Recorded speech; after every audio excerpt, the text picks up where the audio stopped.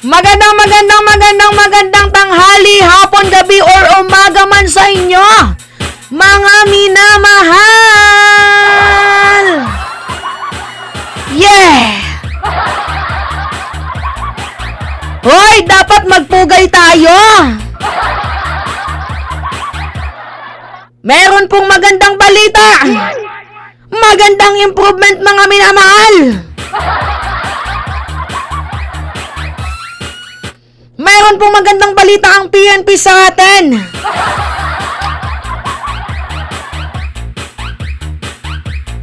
Talagang malaking dagok to.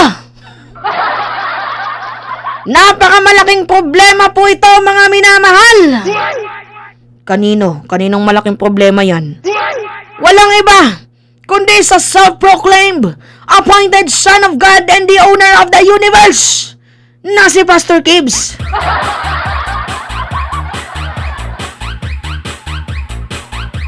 Talagang sunod-sunod yung problema, no, ng ating appointed Son of God. Ng self-proclaimed appointed Son of God and the owner of the universe na kaya niyang pindutin ng vibrator ng mundo. Oy, malaking problema to sa kanya, mga minamahal. Anong problema yon, Mima? Naku po, yung PNP.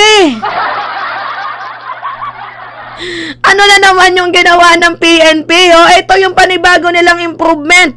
Bantay sarado na po ang Philippine National Police sa KOJC compound. Hindi lang po yun, guys, ha. Hindi lang po bantay sarado. Kasi nakikitaan po nila ng posibilidad na si Kibuloy ay tumakas ng bansa.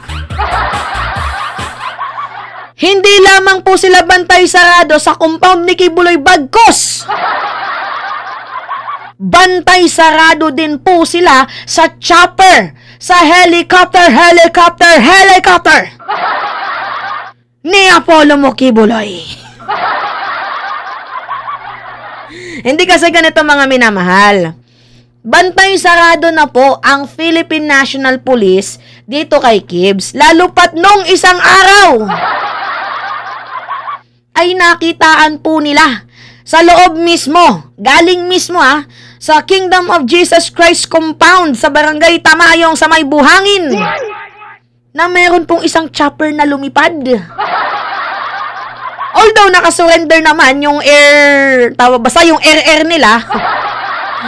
Diba? Nakasurrender naman, pero hindi pa din po yun magiging reason na hindi tumakas itong si Kibs. Kasi guys, yung KOJC compound, meron po yung way. Meron pong hangar. Diba? Meron pong daanan connected po sa Davao Airport. Kaya nga ito yung tinitingnan nila, kaya bantay sarado sila. Kumbaga sa madaling sabi, wala nang takas.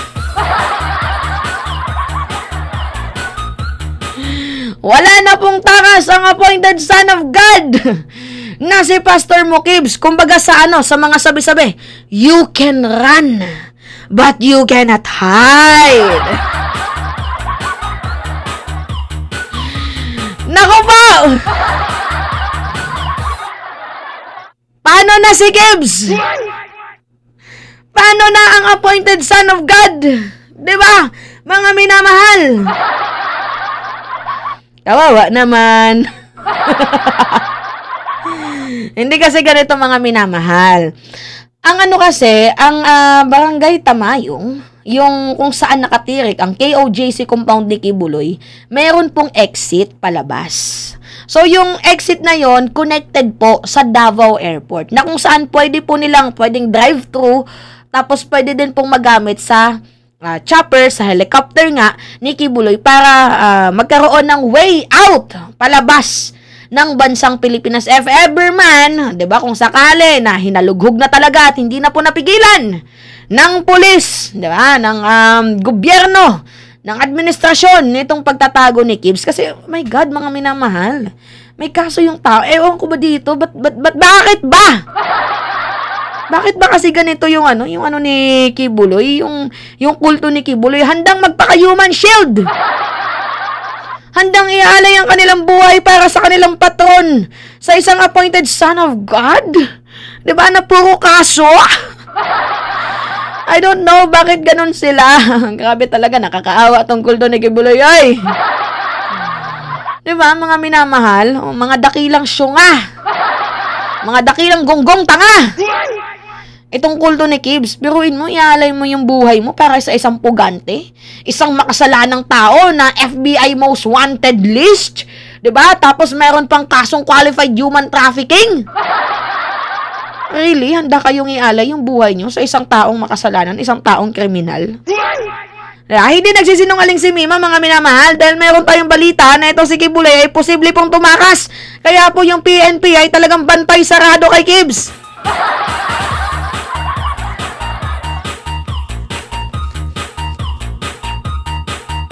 Talaga nga naman yung problema ni Kibuloy, no? Talagang binagsakan.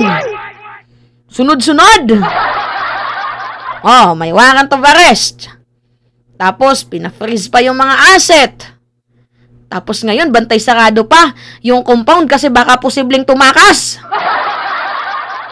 Oh, saan napupunta yung appointed son of God? Saan ka nalulugar? Ay, nako. Pero totoo mga minamahal, very challenging talaga sa ating administrasyon at dito sa ating pamahalaan itong paghuli kay Kibuloy. Bakit? Kasi mayroon pong taong nasa likod ni Kibs. Meron pong taong nasa likod ni Kibuloy. Malaking tao. Oh, malaking tao. Yung kabadi-badi niya ba? Tapos bukod pa sa mayroong malaking tao, abay handang magpakatanga. Handang magpakabobo. Itong kanyang itong kanyang mga alipores. Biruin mo, willing sila, do or die, para lang maipagtanggol ang self-appointed son of God and the owner of the universe na si Kibs. Willing silang maging human shield. Ito talagang kulto ni Kibuloy, hindi nag-iisip. Biruin nyo kung mahal kayo ni Kibuloy, hindi niya napaabutin sa ganitong punto. Kasi kung mahal niya kayo, dapat nung una pa, sumuko na siya. Oo, totoo mga minamahal, kung mahal niya ang kanyang mga kababayan, sumuko na siya para hindi na po nagkaroon ng giritan, hindi na po nagkaroon ng sakitan, at hindi na po umabot sa punto na kailangan na po nilang mag-away-away at magkagulo. Diba mga minamahal? O ngayon, tingnan nyo tong balitang to. Panoodin nyo mga minamahal. Hindi ako nagsisinungaling wait lang. Makatanggap ng impormasyon na maaaring nasa loob pa nito nagtatago. Bantay sarado ngayon ng Philippine National Police ang paligid ng KOJC compound sa Davao City. Matapos makatanggap ng impormasyon na maaaring nasa loob pa nito nagtatago ang religious group leader na si Apollo Kibuloy. Ayon kay Police Regional Office Region 11 Director Police Brigadier General Nicolas Torre III, may lawak na 30 hektarya ang compound at mayroon itong higit 40 istruktura, kabilang na ang hangar na konektado umano sa Davao International Airport. Bagamat isinuko na aniya ng Apollo Air ang kanilang lisensya sa Civil Aviation Authority of the Philippines para sa kanilang air assets, hindi pa rin umano maisasantabi ang posibilidad na tumakas na si Kibuloy. At nakita umano kamakailan ang paglipad ng isang helicopter mula sa compound. Well, mayroong way. Kung way lang ang pinag-uusapan, kasi nandun ang hangar niya. Ang hangar niya may private taxiway yun papunta sa Davao International Airport. Pero what will prevent them from actually just ignoring all the rules and just like what they're doing right now and make it fly? Kasi 2 weeks ago, nakita namin na isang helicopter lumabas lumipad Although nag-iwag namin ng airport authorities, binaba naman nila kaagad. At ang sinabi nila ay pinapower up lang ang helicopter. Pero lumipad ang helicopter. Oh, yan. Yan yung naging mitya, mga minamahal. Kung kaya't kung bakit. Diba? Ang PNP ay bantay sarado na dito kay Kibs kasi may namataan pong isang helicopter na lumipad. Lumipad pero bumaba din naman. Pero guys posible po yun na gamitin nila kasi meron ngang hangar run out. Diba?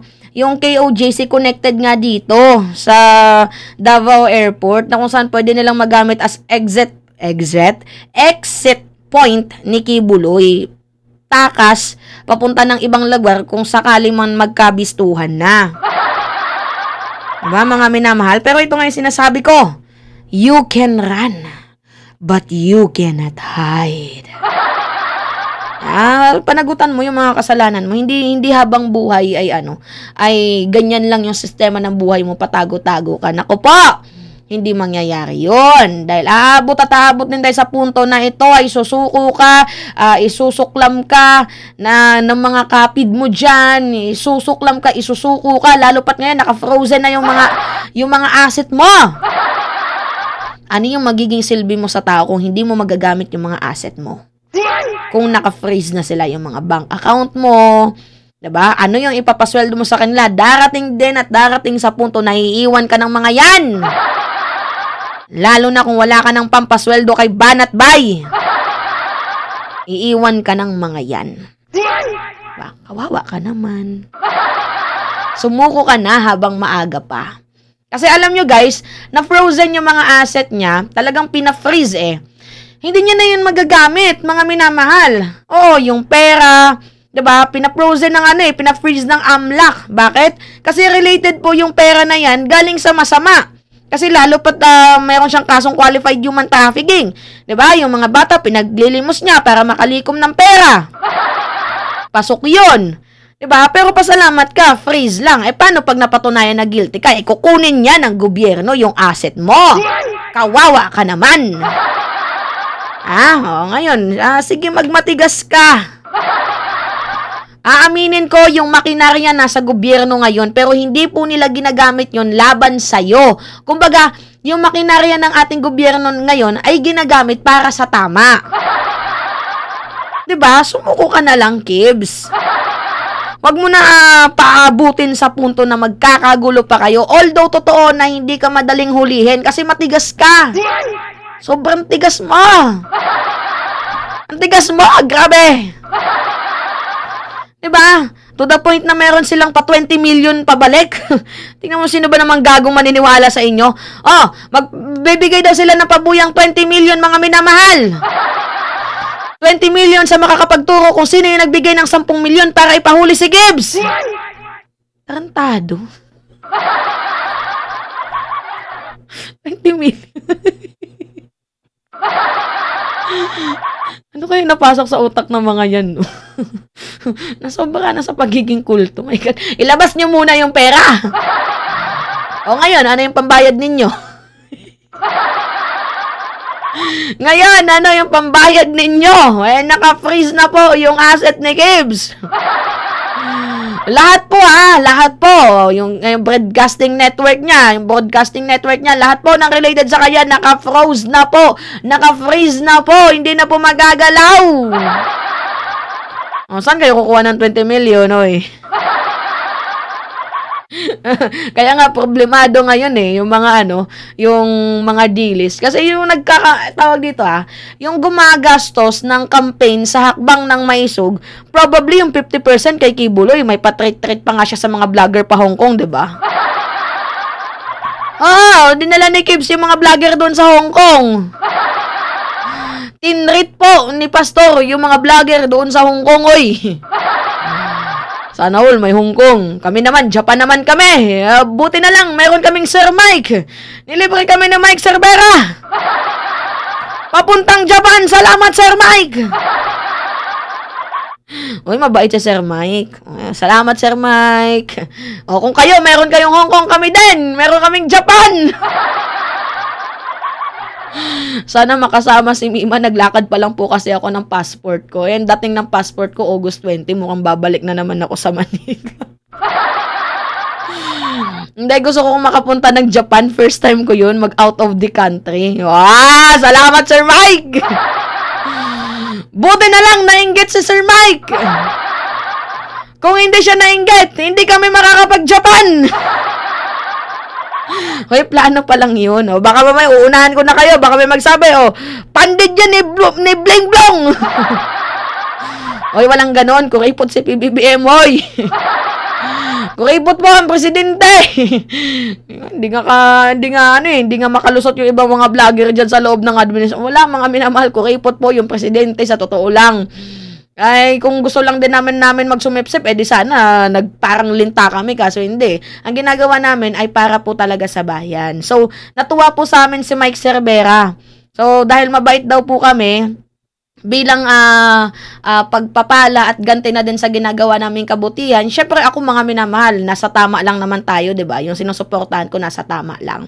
Pag nasa tama, purihin. May time din naman na binabanatan natin si PBBM, 'di ba? Hindi naman tayong tipo ng tao na yung napaka super panatiko. Pag may tama, purihin. Pag mali, syempre, i-call out natin yan. Hindi na naman tayo super panatiko. Pero, as of the moment, wala pa naman tayong, hindi naman sa totally binabanatan natin si PBBM. Pero, nakikita nyo naman, diba? Sabi ko, pag may mali, babanatan natin yan si PBBM. Pero pag wala, ba't natin babanatan? Diba?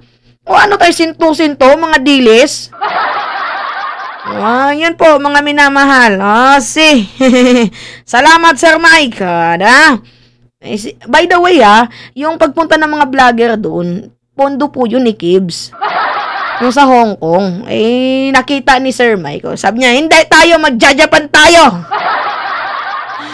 Kaya salamat, Sir Mike. Anyway, yun lamang po guys. It's me again, si Mima Alicia nyo, at nagbabalik ulit para sa ating panibagong video.